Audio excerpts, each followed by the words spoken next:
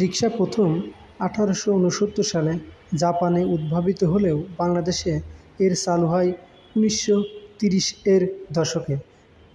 ধারণা মতে 1938 সালে ইউরোপীয় পাট ব্যবসায়ীদের মাধ্যমে নারায়ণগঞ্জ ও নেত্রকোনায় রিক্সা প্রচলন শুরু হয়। ঢাকায় 1937 থেকে 1941 সালের মধ্যে রিক্সার উদ্ভাবন হয়।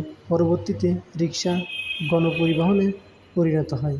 বর্তমান সময়ে ঢাকা শহরে রিক্সা খুবই গুরুত্বপূর্ণ একটা যানবাহন। এটার মাধ্যমে একজন ব্যক্তি এটা ভাড়া করে যেতে পারে বা 2-3 জন ব্যক্তি রিক্সায় অতি সহজে যেখানে সেখানে রিক্সা পাওয়া যায়। ঢাকা শহরে চলাচলের জন্য রিক্সা বর্তমান সময়ে খুব একটি গুরুত্বপূর্ণ যানবাহন, যা কারোর জন্য অপেক্ষা করে না। কোনো 4-5 জন ব্যক্তির দরকার হয় না, শুধু 1 থেকে 2 জন ব্যক্তি একটা রিক্সা নিয়ে বা একজন ব্যক্তি একটা রিক্সা নিয়ে সুন্দরভাবে অল্প খরচে চলে যেতে পারে।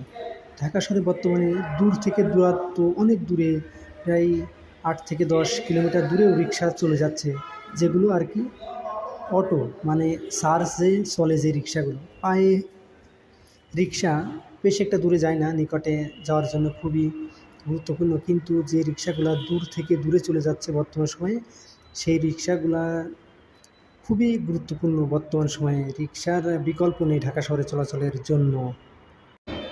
2021 সালের জরিপে বাংলাদেশে 3,09,488টি সিএনজি চালিত অটোরিকশা নিবন্ধিত আছে।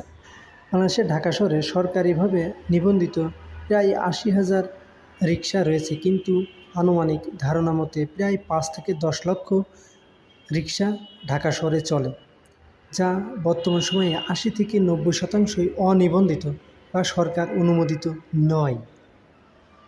ঢাকা শহরে যে গাড়িগুলোর খুবই চাহিদা বা লোকজন বেশি উঠতে চায়, তার মধ্যে প্রথম 1 নম্বরে বর্তমান সময়ে রিক্সা। বেশিরভাগ মানুষ এখন খোলামেলা রিক্সায় চড়তে খুব পছন্দ করে, কেন রিক্সা সবসময় খোলামেলা থাকে এবং সহজে মানুষ চলতে পারে, ফিরতে পারে, খুবই আনন্দে বা স্বাচ্ছন্দ্য বোধ করে এই রিক্সায় চলতে। এই জন্যই রিক্সার এতটা গুরুত্ব, বা রিক্সা বেড়েই যাচ্ছে দিন দিন, কমার তো কোনো কথাই নাই।